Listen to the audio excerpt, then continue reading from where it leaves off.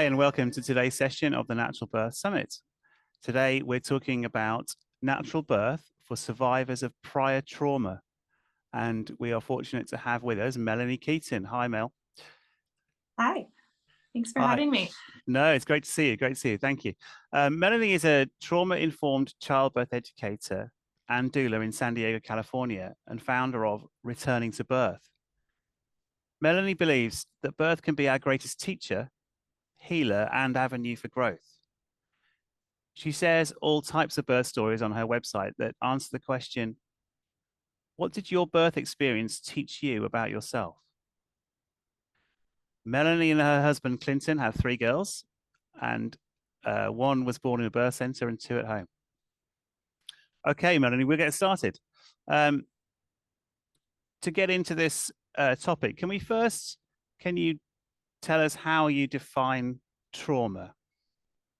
Sure, I think that's a great place to start because a lot of people can have, different ideas of what trauma means to them, and certain people can define it different ways. So I think one of the most helpful places to start is what is trauma not? And Right. trauma is the thing that happened to you.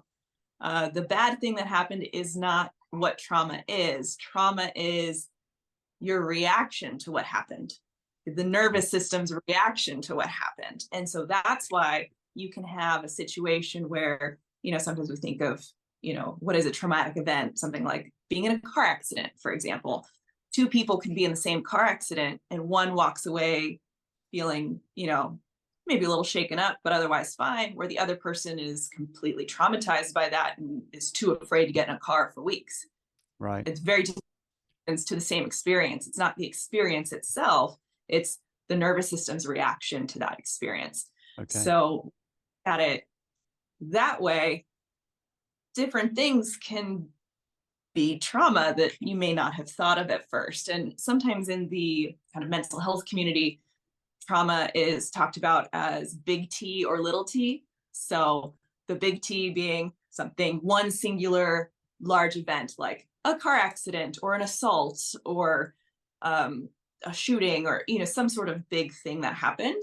But the idea of small t is smaller things that maybe happen on an ongoing basis, like neglect, childhood neglect, or sexual abuse that was ongoing. Not to say that those are smaller things than one singular big event. It's just something that's drawn out over time. It's different, Yeah. but the body reacts to that trauma through the nervous system in the same way. So there is no such thing as comparing this is worse than that, is bigger than this, is smaller than that. The body reacts to all of them in the same way.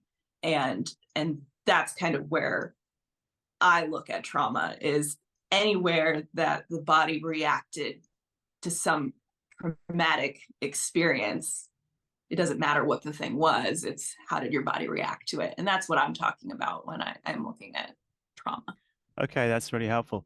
And we've in the session we've called it prior trauma. So we're not talking about trauma during this birth experience. We're talking about things that have happened before the onset of labor or before pregnancy. Yeah, so in some cases, someone who's had a prior birth, maybe their prior birth was traumatic and that was the prior trauma.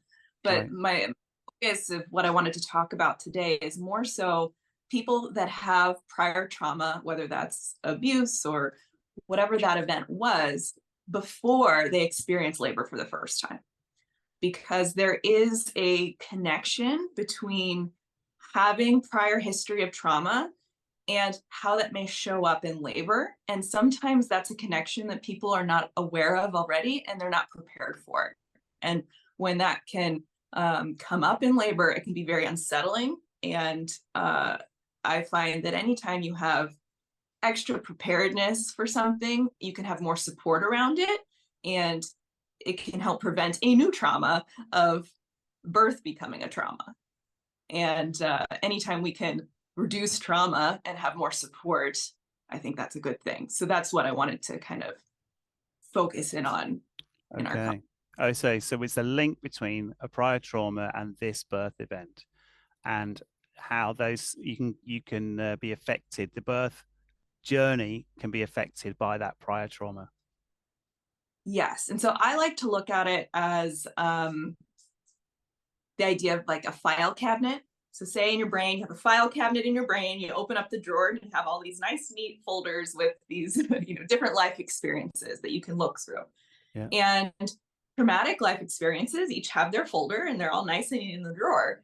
Well, when we're in labor, we're opening up that same drawer that has all of these intense life experiences because there's so much information that we're getting in our brain every day, and a lot of it is useless that we don't need to keep as, this core memory. But traumatic experiences are really lasting, and that's something that our mind holds on to uh, as a memory. And Yeah. birth is one of the important days of your life. That's going to be one of those deep core memories that's filed nice and neat in the this is an important section drawer, Yeah. in the file cabinet. And so that was an analogy that kind of helped me of, well, what is my birth experience being filed next to? And are my pages getting all mixed up? It's nice and Okay. neat order folder getting rearranged, and maybe some of the feelings and experiences of these past important significant events, maybe they're getting in the wrong folder and they're coming into this present moment. So that was something that I was aware of before I had my first baby. I knew I had a history of some prior sexual trauma, and I knew that it was possible that could come up in my labor. So I feel like I had a head start compared to most people who don't necessarily know that there could be a connection there. So I worked with a therapist that specialized in maternal mental health, and had a game plan. What happens if I have a flashback during labor? These are the things I was expecting. And none of those things happened, which was great. I had a very positive birth experience at a birth center, and a lot of, went according to plan, and, everything's great. But it still significantly impacted my birth experience because I experienced something called dissociation. So for me, it was labor, everything's great. I'm in the zone, in labor land. I did hypnobirthing, and I was very like, in the zone. This is great. And then as soon as I delivered, it was like a light switch was hit, and I was not there. My body was there. People are asking me questions. I'm talking to them, and I'm just kind of dazed and confused, felt very out of my body, not present, not not able to really connect to the baby. I was just kind of in this flighty, sort of there, but not really sort of state. And that was how trauma impacted my birth, because that was a lot of people that have an abuse history, dissociating is a defense mechanism, is a way Yeah. to not feel the pain happening. So Right. my body treated birth the same way and said, oh, these are big feelings. This feels unsafe. Let's shut this down.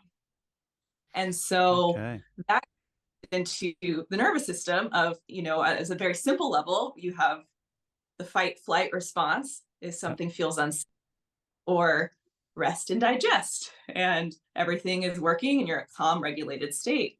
And so in birth, if we're triggering that fight or flight response, we're increasing adrenaline. We're, it's almost like your body is reacting, saying there's a tiger chasing you, oh no.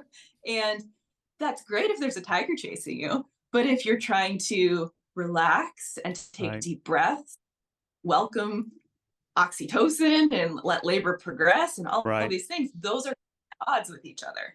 So I love hypnobirthing because that's a great way to focus on getting into that more rest digest state and doing relaxation and deep breathing. And that worked very well for me during labor.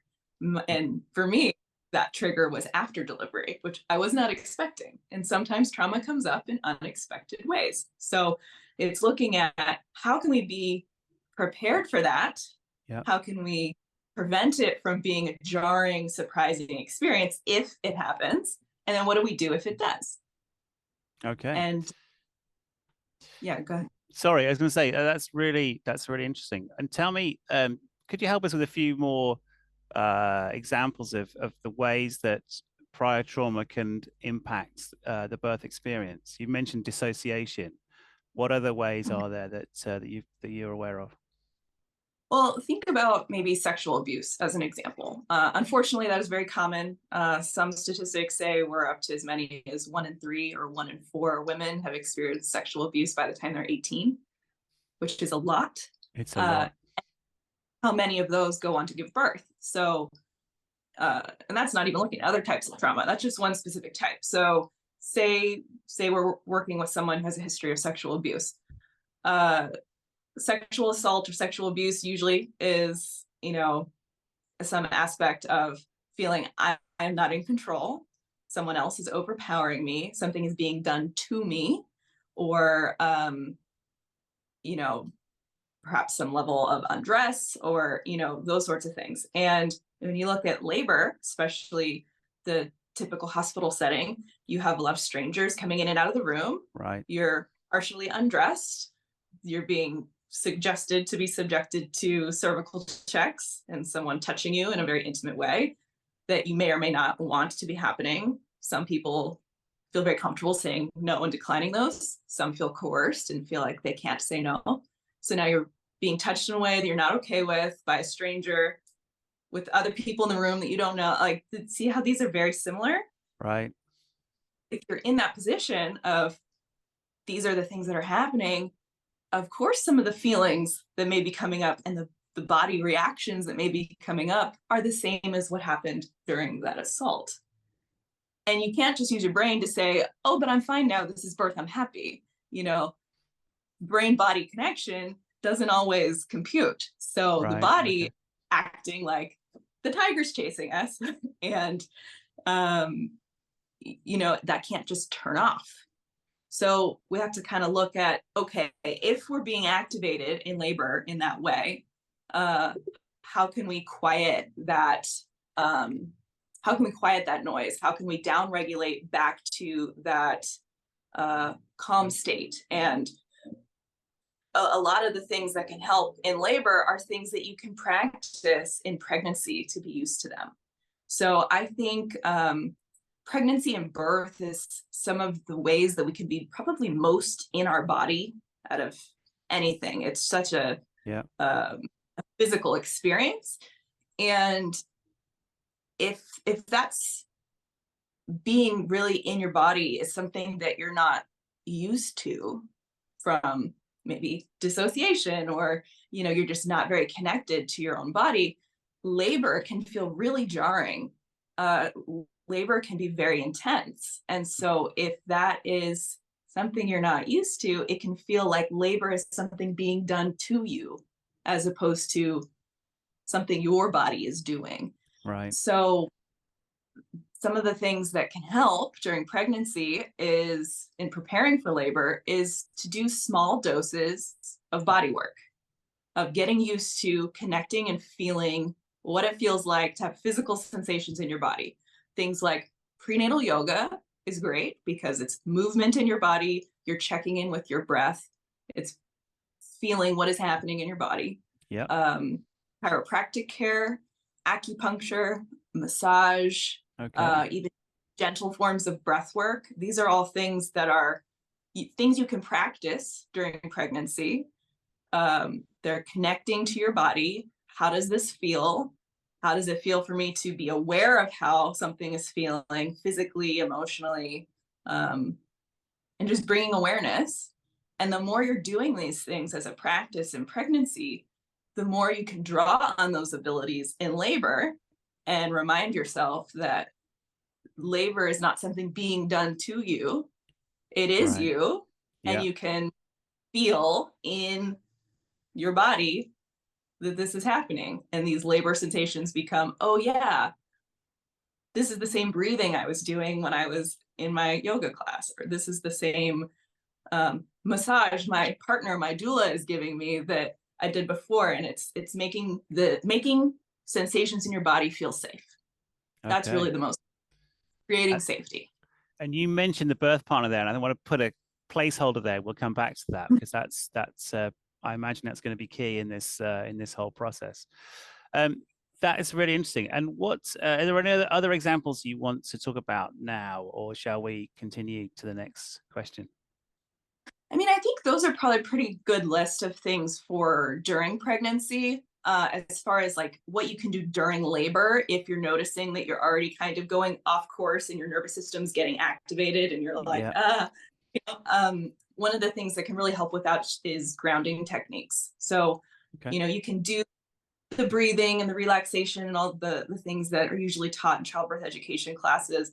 But if you need something a little bit more focused on the nervous system to kind of help you regroup, grounding techniques are really wonderful. So the easiest way to describe those is basically anything that involves the senses.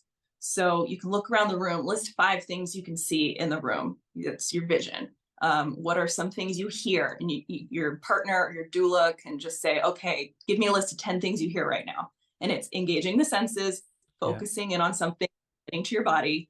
Yeah. Do you hear a bird? Do you hear, what are the things you hear? Yeah. And that can be really powerful is smell.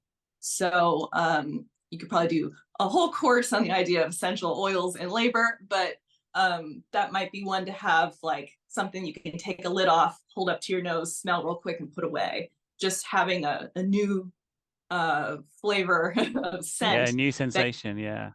Yeah. just switch your brain. Oh, there's a smell. Let's focus on Right. this. They're all things that can bring you into your body, into the moment. And then you can regroup with some of back to your labor toolbox of breathing techniques and those sorts of things. Once you've engaged your senses, you're present in the moment. Because if you're not Yes. really there, none of those breathing techniques are going to help you. You got to kind of like recalibrate first. Bring yourself And back. Yeah. yeah, Okay. And if you the you mentioned that the smell is is a particularly good one. Is that because it's particularly powerful, or is it easier to activate? The great get back to grounding with smell. Is that what is the difference there? I think it depends on the person. I mean, Okay. smell big difference to one person and would to another. But if it's a really particularly strong smell, it can just kind of jolt your system a little. Right. So it doesn't smell. It could be a smell you don't like, just real quick, and then put it away. Just to like, Right. oh, it just makes that your system react. Another one that's really great for, I'm not sure what the reasoning is, but it seems to be very solidly effective, is to put your feet physically on the floor. So most people in labor, whether you're in a hospital or not, maybe less so with home birth, but even birth centers, um, there's a pretty big focus on the bed.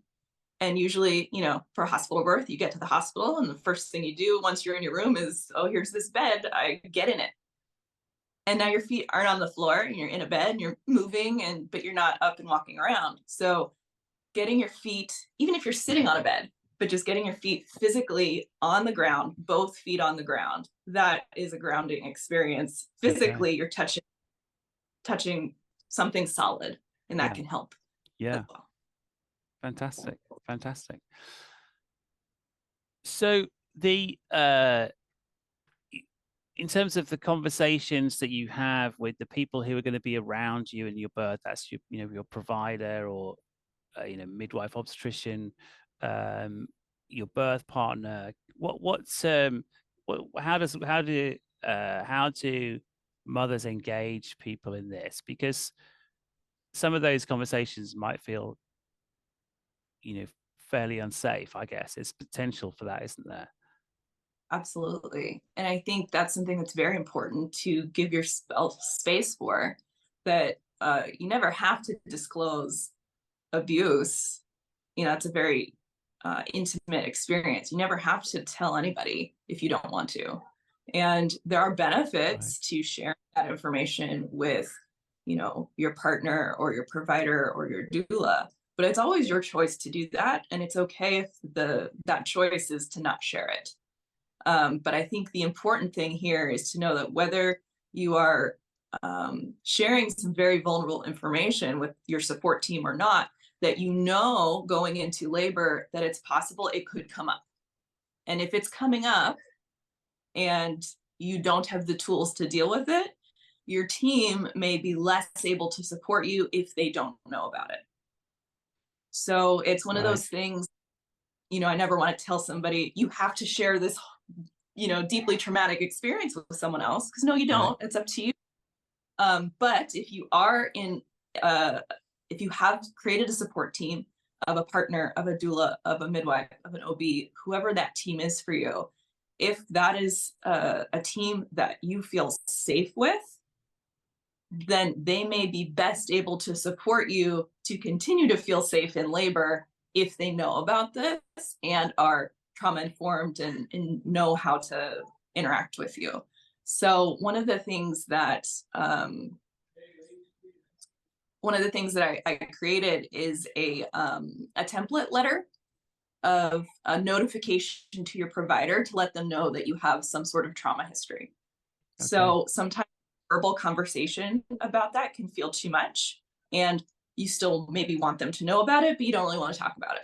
So having a letter that's not telling all sorts of, intimate details, but just, hey, I have a history of trauma. It may impact my labor in this way. These are some choices I'm expecting to make. Is this going to be a problem? Please keep this letter in my file.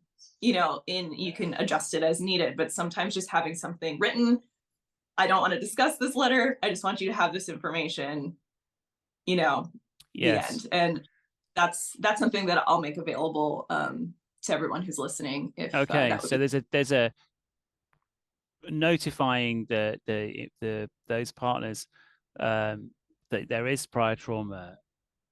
So that's a good start, I think, is what you're saying, isn't it? And that you don't have to share everything. It's not that you have to, you're going to be required in some way to share everything. You're just noting, and then they will know if they see behavior that they're wondering what that is, and that can be part of the context they've got, isn't it?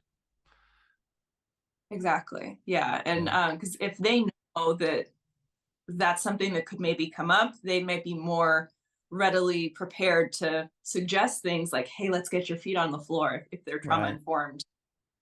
Maybe try this different breathing technique. Let's, get up and walk around and change your scenery and get your senses engaged, and they might be able to suggest some of those things sooner if they know that that's what's going on instead of guessing. Yes.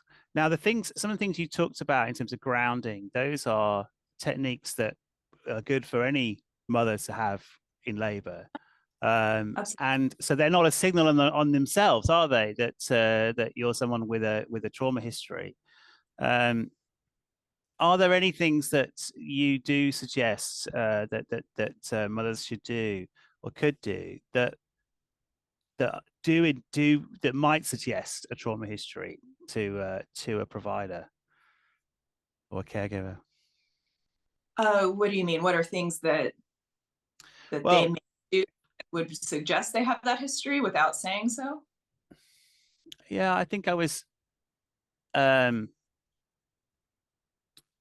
I was trying to explore the difference between techniques that are just good practice in any birth, in any situation, but are particularly helpful for people with prior trauma, Oh. and anything that's outside the scope of what is normally advised or recommended as a something to do that helps you in labor.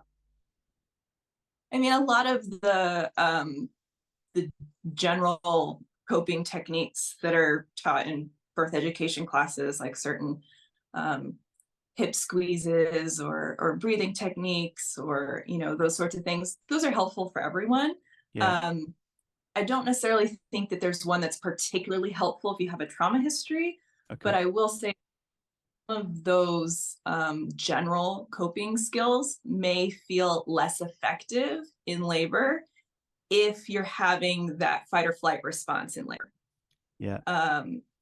It's, you have your toolbox of all these things you've learned, you're ready to be in labor, you're ready to like do all the breathing and do the relaxation visualizations, and you're doing it and none of it's working at all. Mm. That would be a sign to maybe check in with the nervous system of, are we in this fight or flight response? Because, positive birth affirmations are not going to get you out of that response. That's where we need to do more Right. specialized grounding techniques and smells and touch and make sure that you're feeling in your body, and then regroup, now go back to the, affirmations and the visualizations and the normal birth toolbox stuff. And then it may start working much better for you. Okay. Okay, that's helpful. And in terms of birth partners, is there the things that you can expand on in terms of how birth partners can help support a mother in labor who's got prior trauma? I think one of the biggest things is just creating a sense of safety. So if your partner is someone that you feel safe with, having them there and holding space for you just with their presence can make the whole experience also feel more safe. If your partner is someone that you don't feel safe with for any reason, that can do the opposite. So that's kind of where it comes in, is what is the relationship of the people in the room with you? Are you planning to have just your partner? Are you having a partner and a doula? Are you having a mother-in-law that you maybe don't get along with very well?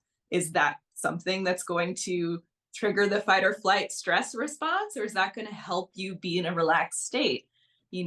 Having people in the room that you feel safe with is really important, because a lot of this, having a history of trauma, when we're bringing that into our birth space, it's, we're trying to get rid of this feeling of not being in control.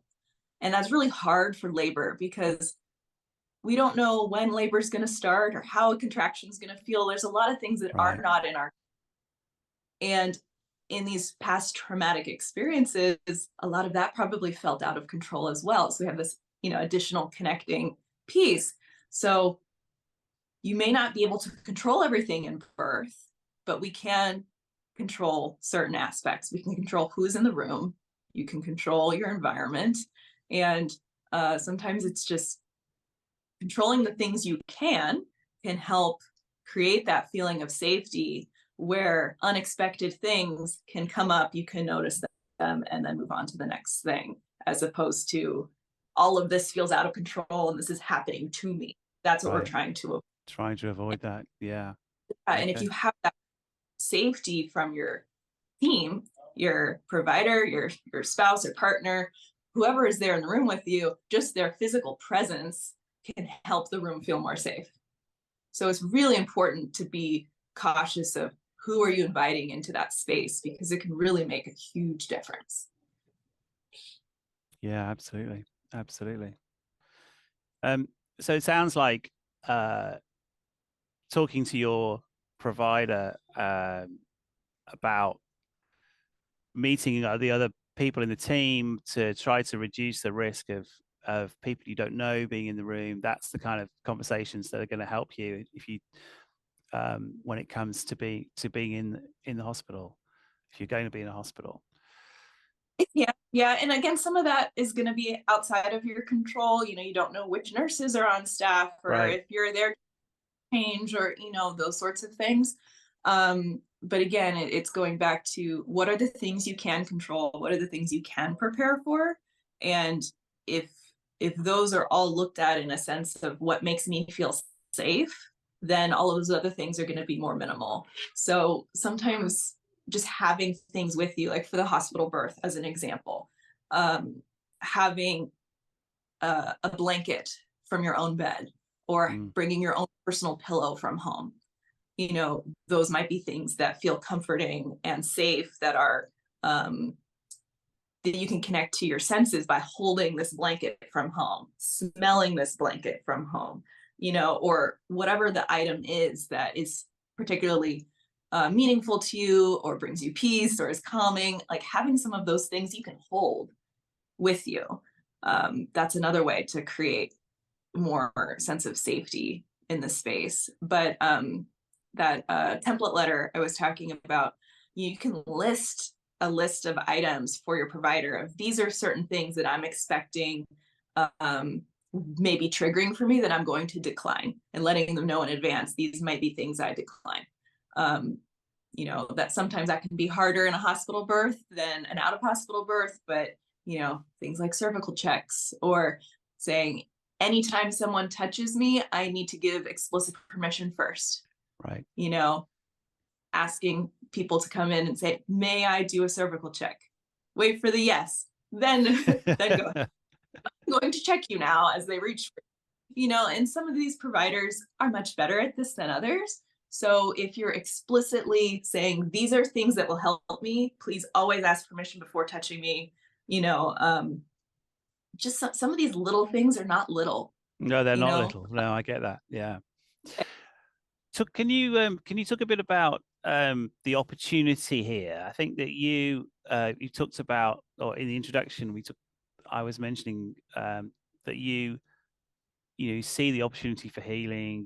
You ask the question, how did birth help you understand yourself? What did you learn about yourself in birth? Could you expand on that a bit for people, so that I think we've covered a lot about how to handle birth, and how to do some prevention, and how to talk to the people who will be with you.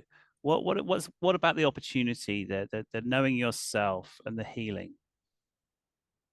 yeah. So I mean, I have three girls, and they've all been very, very different birth experiences. But one of my favorite things about sharing birth stories on my website, specifically that question, what did your birth experience teach you about yourself, is almost every single story answers some variation of, wow, I'm a lot stronger than I thought I was. Right. Um, that is true for the births that went exactly according to plan. That's true for the hospital transfer home birth that ended in a C-section that they didn't want. That's true for the miscarriage stories. That's true for all of them. And I think that's really important, is looking at it kind of goes back to the definition of trauma, that um, it's not the event, it's how your nervous system responded. Yeah. And when we get to birth, it's not about how the birth happened, it's how did we react to it, how did we participate in it, how did we engage physically in that, how embodied were we in that experience. And so when we are embodied and present and making informed choices, it doesn't really matter what the choices are. Right. It's, I'm in the driver's seat, I'm making the choice, and you may not have control over every aspect of how birth unfolds. And sometimes it goes differently than how you're planning, Yeah. but you do have control of your decisions. Yes. And when you are in the driver's seat and in control of your decisions, all birth has the potential to be a empowering and positive experience. And I think that's the place that I want to navigate people to, is how can I be in the driver's seat? How can I control what I can and leave the rest? How can Yeah. I create an environment of safety? And how can I be in charge of my decisions and my informed decision making? And if that's where we're bringing people to, any birth can be a positive and empowering birth. And that can teach you quite a bit.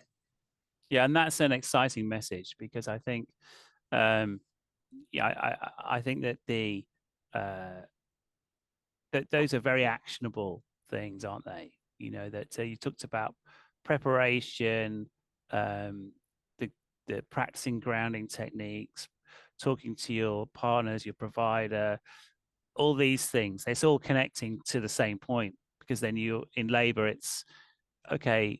What am I being asked to do? What decision are we being asked to make?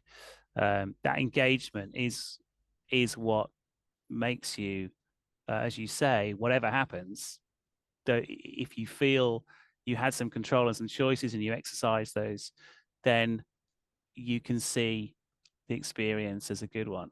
And that is the hallmark. I've seen research that says that you can end up in the operating theatre and still be satisfied with how your birth went, because of the Yeah. engagement. And that's part of, how do we limit trauma in the future?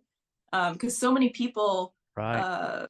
that I know just don't know much about birth. They show up to the hospital and say, I'll just do whatever they tell me to do and see what happens. And a lot of them are walking out where birth itself was a very traumatic experience for them. And that's what I want to minimize is, how can we use our prior traumatic experiences, because everybody has them, and how can we use those as a way to better and deeper connect in our birth experience? And Yeah. how can we allow that to teach us and heal us and, be empowered to make our own choices and decisions that we feel good about? And that's something that you're going to walk out with you of, wow, you know, I'm strong, I am capable, and now you can Right. go into the, I can conquer anything, and Yeah. that's more of. And your uh, birth partner, whoever that is, they see you differently. They Oh, see the absolutely. strength in Yeah. you, and you also then have uh, the best start with your new enlarged family. You're in a better place, aren't you, to connect and bond with your newborn, and to make the transition into motherhood. Yeah, and that's another huge piece. So, like for my experience, the dissociation I experienced in my first birth experience, that definitely snowballed pretty quickly into postpartum depression. I was not able to connect with the baby for months. That was a very slow process. I just Yeah. felt so disconnected. And so, if we are, you know, limiting creating new traumatic experiences in birth and sitting in that driver's seat of, empowerment, you're bringing that into your parenting, you're bringing that into your relationship, you're bringing that everywhere with you.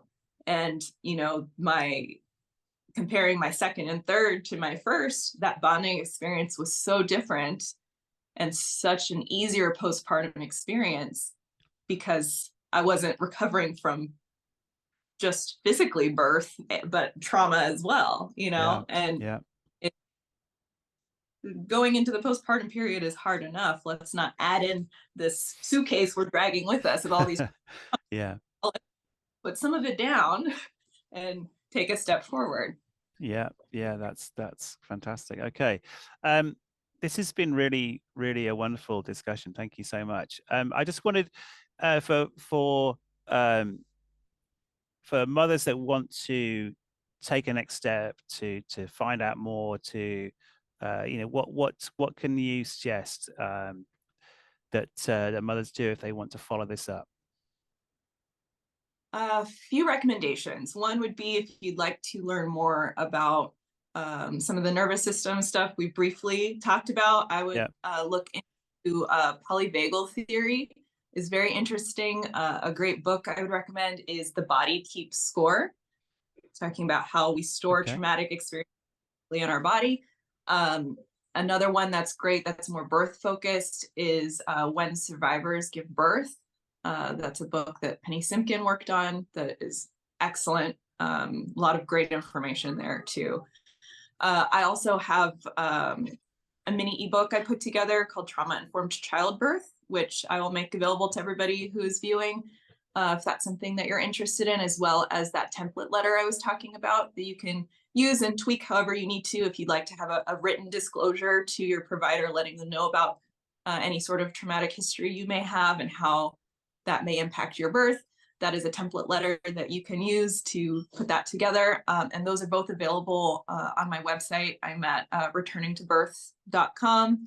You can go to that website, returningtobirth.com/sign up, and get access to those items if that's helpful to you. And I'm also on Instagram at Returning to Birth. So if you have questions or any issues with accessing those, feel free to send me a message, and I'm happy to help.